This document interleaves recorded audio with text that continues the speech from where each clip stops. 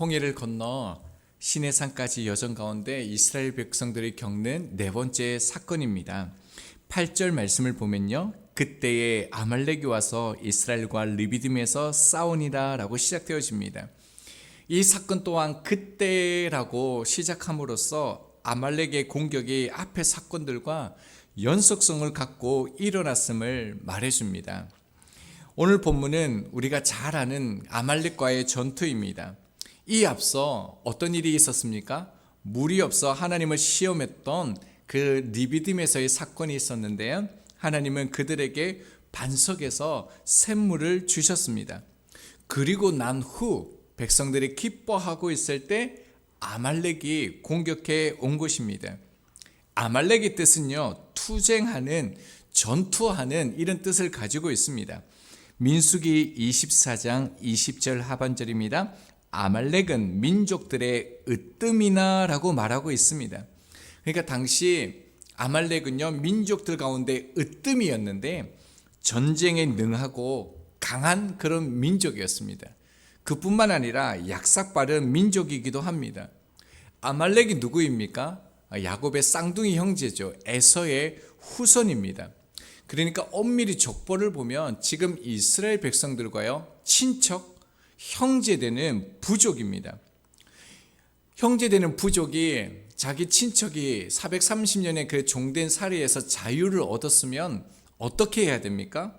정말 기뻐하고 축하해 줘야 됩니다. 그런데 성경은 이 아말렉 부족을 이렇게 말합니다. 신명기 25장 18절입니다.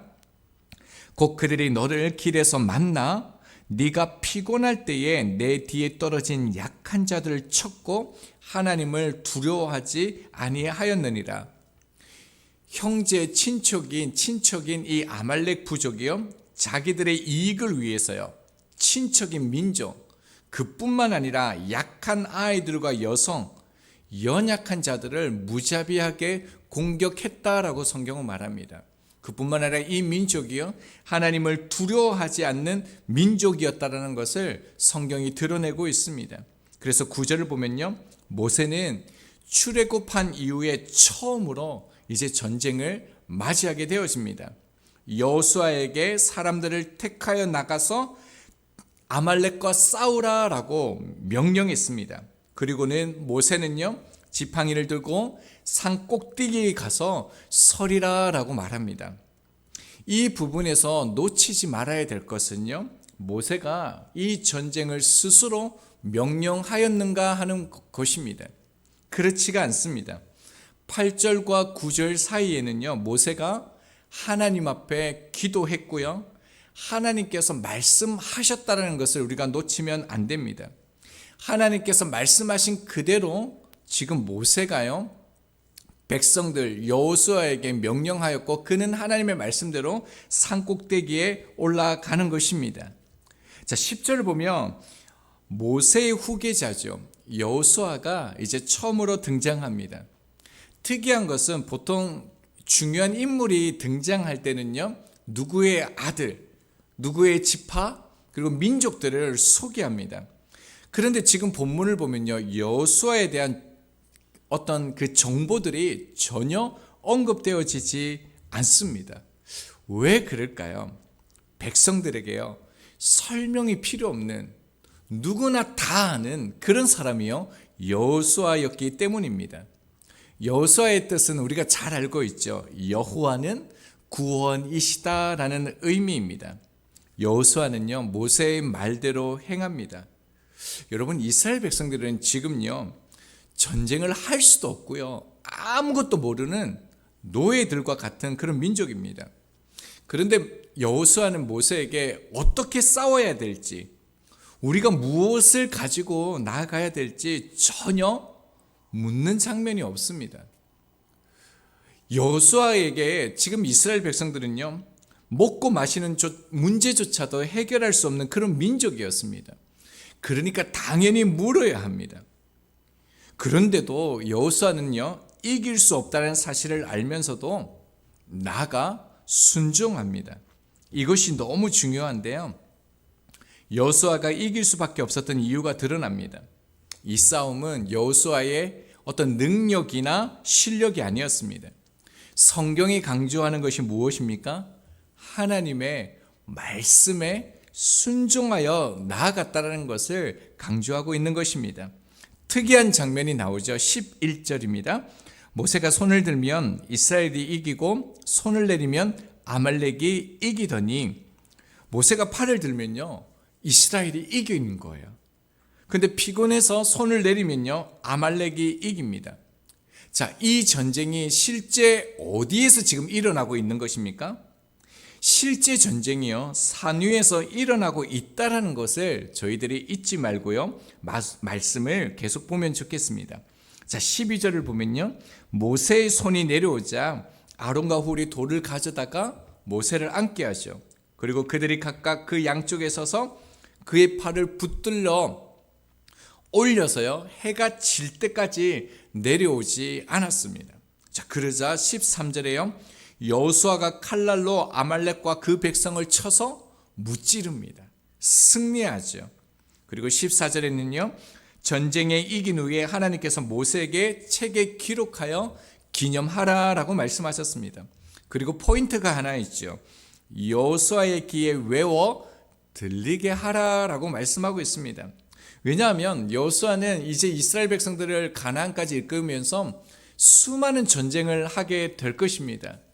그때마다 이 전쟁의 근원, 이 전쟁이 어떻게 이겼는지를 여호수아가 기억하라는 것입니다. 변함없이 하나님의 말씀에 순종하여 나가라는 것을 말씀하시는 거죠. 자, 그리고 난 후에요 중요한 장면이죠. 15절에요 모세가 제단을 쌓고 그 이름을 여호와 니시라 하고, 모세가 승리한 후에요 첫 번째 행위가 무엇입니까? 제단을 쌓는 겁니다. 예배하는 거죠. 노아가 방주에서 나왔을 때 단을 쌓고 먼저 예배했습니다. 그리고 아브라함이 가나안 땅에 들어갔을 때도 가장 첫 번째 한 행동이요 단을 쌓고 예배한 것입니다.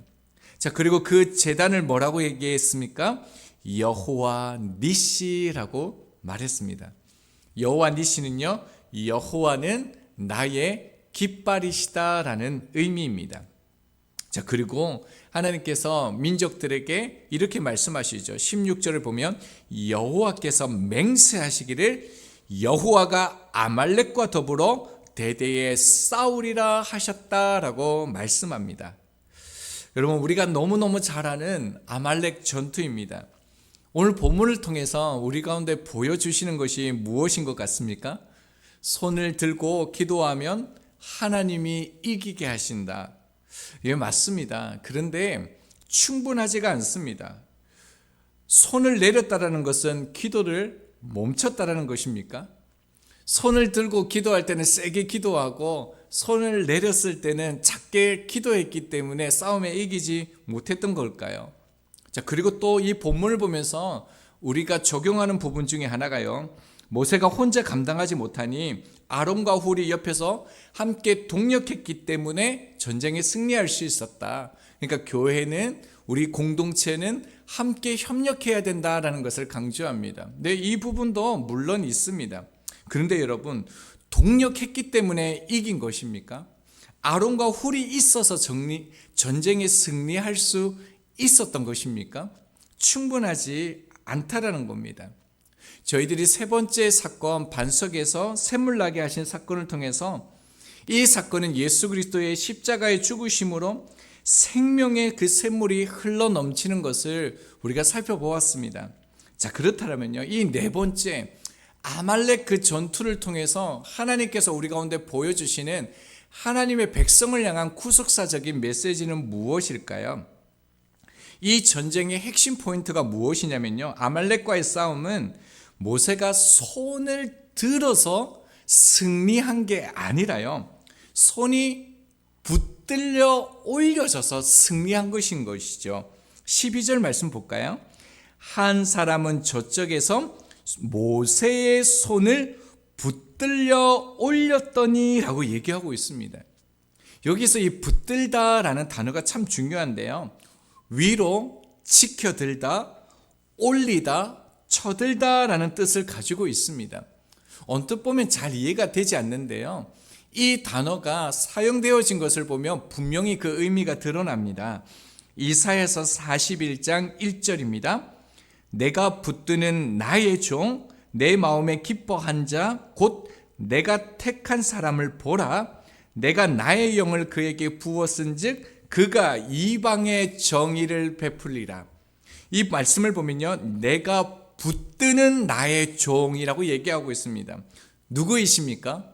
이 종은 당연히요, 예수 그리스도입니다. 예수 그리스도가 열방 가운데 정의를 베푸신다라고 말씀합니다. 그런데 여기에서 내가 붙드는 이 단어가요, 우리 본문에 나오는 붙들다, 지켜들다, 올리다와 같은 단어입니다. 그러니까 직역을 하면요, 내가 붙드는 종, 누구입니까? 예수 그리스도를 위로 쳐들다, 올리다라고 말씀하시는 것입니다. 그래서 그것으로 인하여 열방 가운데 공의를 베풀겠다라고 말씀하시는 것이죠. 그러니까 이 또한 예수 그리스도를 지금 예표하고 있다라는 것을 알 수 있습니다.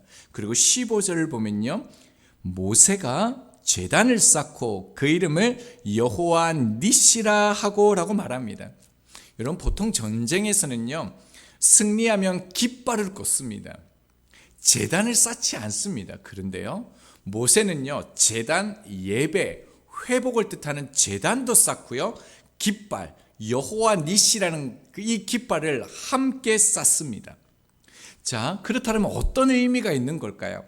이 니시가요, 민수기 21장에서 쓰여지는데 장대로 쓰여집니다. 같은 의미입니다. 어떤 사건이 일어나냐면, 하나님은 또 불평하고 원망하고 있는 그 이스라엘 백성들에게 하나님께서 불뱀을 내립니다. 이 불뱀을 통해서 수많은 사람들이 죽게 되어지는데 백성들이요, 회개하면서 모세 앞에 나아가죠. 그래서 모세가 하나님 앞에 기도하면서 이 불뱀을 사라지게 해달라고 기도합니다. 그때 이렇게 말씀합니다. 민수기 21장 9절입니다. 모세가 놋뱀을 만들어 장대 위에 다니 뱀에게 물린 자가 놋뱀을 쳐다본 즉 모두 살리라. 여기에서 이 장대가 니시와 같은 의미입니다. 여기에서 이 장대에 달린 놋뱀이 누구를 뜻하는지 우리는 너무 잘 알고 있습니다. 십자가에 달리셔서 우리를 치유하시는, 회복하시는 예수 그리스도를 상징합니다. 여러분, 아말렉 전투가 보여주는 상징적인 의미가 무엇입니까? 제단을 쌓아서요, 회복을 뜻하는 제단을 쌓아서 여호와 니시라고 하고 대대에 기념하게 하신 것은요, 예수 그리스도의 투순이 십자가에 붙들려 올려 당하심으로 모든 죄와 사망에서 승리하신 예수 그리스도의 그 십자가를 상징하는 사건이라는 것입니다. 그러니까 본문의 사건은요, 대대로 아말렉과 같은 세상에서 믿음의 자녀들, 그 하나님의 백성들이 어떻게 승리할 수 있는지, 그리고요, 그뿐만 아니라 하나님의 백성들이 왜 이길 수밖에 없는지를 우리 가운데 말씀해 주시는 것입니다. 여러분, 승리는요, 우리의 힘이나 우리의 노력이나 우리의 가진 것으로 되어지는 것이 아닙니다. 모세가 손을 든 것이 아니라 붙들려 올린 바 되었습니다. 오직 십자가를 붙들려 올려 두 팔 벌리신 예수 그리스도 때문에 저희들이 승리할 수밖에 없는 것입니다. 지금 이 시대에도요, 동일하게 아말렉이 우리를 공격합니다. 출애굽기 17장 16절, 오늘 본문 마지막에 하나님께서 백성들에게 뭐라고 말씀하십니까? 여호와께서 맹세하시기를 여호와가 아말렉과 더불어 대대에 싸우리라. 이 말씀은 무슨 말씀입니까? 아말렉이요, 히스기야 시대에 다 이렇게 멸망하거든요. 그런데도요, 대대로 아말렉이 우리 가운데 있다라는 겁니다. 그 아말렉과 우리가 싸워야 된다라는 겁니다. 그렇지 않으면 어떤 일이 일어날까요? 사무엘상 15장 3절에 보면요, 사무엘은 사울 왕에게 아말렉의 모든 소유를 남기지 말고 다 진멸하라라고 말씀하셨습니다. 하나님은 아말렉에 대해서 단호하십니다. 그래서 전쟁을 하고 난 다음에 사울 왕은 사무엘에게요, 여호와의 명령대로 다 준행했다라고 얘기합니다. 그런데 그것은 거짓말이었죠. 좋은 것은요, 살려두었습니다. 일로 하나님은 내가 사울을 왕으로 세운 것을 후회한다라고 하셨습니다. 자, 이 이후에요, 사무엘상 31장을 보면 사울은 그 아말렉과의 전투에서 중상을 입습니다. 그래서 할례를 받지 않는 자들에게 죽는 것을 두려워하여서요, 자기 칼에 엎드려서 죽습니다. 그런데 그 다음에 흥미로운 장면이 나옵니다. 사무엘하 1장을 보면요, 다윗에게 이 사울이 죽은 것을 알리는 한 청년이 나옵니다. 그리고 그 청년이 뭐라고 얘기하냐면, 내가 사울이 죽어가는 것을 보았고 사울이 자기에게 죽여달라고 해서 내가 사울을 죽였습니다 라고 말하는 장면이 기록되어져 있습니다. 분명히 이 청년은요, 거짓말을 한 것입니다. 그런데 왜 성경은요, 이 모순된 사건을 기록해 두었을까요? 사울은요, 하나님의 말씀을 순종하지 않고요, 아말렉을 살려두었습니다. 그리고 아말렉에게 죽었다라는 것을 상징적으로 지금 하나님의 백성들에게 말씀하고 있다라는 것입니다. 아말렉은요, 성경에서 하나님의 구원 역사를 정면으로 대적하는 민족으로 나옵니다. 이스라엘 백성들이 애굽에 있었으면 전쟁은 없습니다. 왜냐하면 바로가 보호해 주기 때문입니다. 하지만 약속하신 가나안 땅으로 가기 위해서는 반드시요, 이 전쟁이 필요합니다. 그러니까 구원이 완성되어질 때까지 끊임없이 믿는 자들을 넘어뜨리게 하는 이 아말렉이 있다라는 것입니다. 에덴에서 창조된 남자와 여자를 유혹했던 뱀처럼요, 아말렉 족속은 우리의 현실에서 실질적으로 우리를 공격합니다. 그래서 베드로전서 2장 21절에 이렇게 말씀합니다. 사랑하는 자들아, 거류민과 나그네 같은 너희를 권하노니 영혼을 거슬러 싸우는 육체의 정욕을 제어하라라고 말씀합니다. 우리를 향하여 뭐라고 말씀합니까? 이스라엘 백성들 광야에서 그렇게 옮겨다니는 거류민, 우리들도 거류민이라고 얘기합니다. 그래서요, 이 땅에 아말렉과 같은 그 정욕을 제어하라라고 말씀하고 있습니다. 하나님의 구원받은 백성은 예수 그리스도를 바라봐야 하는데요, 그렇게 바라보지 못하도록 하는 육체의 정욕이 있다라는 겁니다. 그래서 성경은요, 이 육체의 정욕을 제어하라라고 얘기합니다. 멀리하라, 떨어져 있게 하라라고 얘기합니다. 그리고 로마서 8장 13절은요, 육신대로 살면 반드시 죽으리라 라고 말씀하십니다. 우리에게 주신 말씀을 가지고요, 저희들은 여호수아가 말도 안 되는 그 아말렉과 끝까지 싸웠던 것처럼 저희들 또한요, 계속 싸워야 합니다. 그런데 여호수아는 칼날로 싸웠는데요, 우리는 무엇으로 싸워야 될까요? 에베소서 6장 17절입니다. 구원의 투구와 성령의 검, 곧 하나님의 말씀을 가지라. 저희들 또한 이 검이 있습니다. 하나님의 말씀으로 싸워야 합니다. 그리고 갈라디아서 5장 16절입니다. 내가 이르노니 너희는 성령을 따라 행하라. 그리하면요, 육체의 욕심을 이루지 아니하리라. 성령 안에서 행하라라고 얘기합니다. 여러분, 이 행하라는 것은 실질적으로 행하라라는 의미도 있지만요, 중요한 단어인데요, 멈추다, 머무르다라는 의미도 있습니다. 그러니까 성령 안에서 멈추어라, 성령 안에 머무르라라는 의미라는 겁니다. 여호수아가 아말렉을 이긴 것은요, 오직 모세의 붙들린 그 손 아래에 있었기 때문입니다. 그러니까 우리도 무엇으로 싸워야 한다고요? 예수님의 손 들고 계신 십자가 그 안에 붙들려서 머물러 있는 것입니다. 말씀 안에 멈추어서 그 안에 머무르는 것입니다. 비록 지금도 넘어지고 좌절하고요, 우리는 죄를 고백하는 그런 삶을 살아가고 있지만 언젠간 반드시 예수 그리스도의 완전한 승리가 내게 주어질 것을 믿고 나아가야 합니다. 하나님은 우리의 모든 것을요 다 아십니다.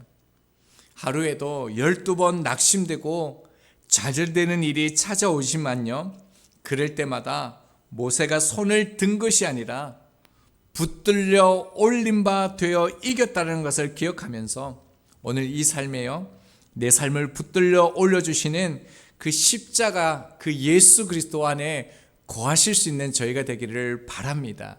그때요 분명히 반드시 승리가 주어질 것입니다.